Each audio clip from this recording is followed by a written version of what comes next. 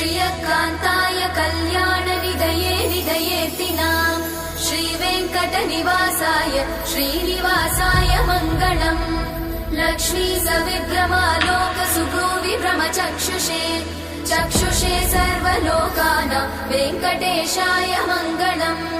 श्रीवेङ्कटाद्रिशृङ्गाग्रमङ्गलाभरणाङ्ग्रये मङ्गलानां निवासाय श्रीनिवासाय मङ्गलम् सर्वावयव सौन्दर्य सम्पदा सर्वचेतसां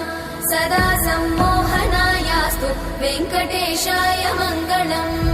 नित्याय निरवध्याय सत्यानन्दचिदात्मने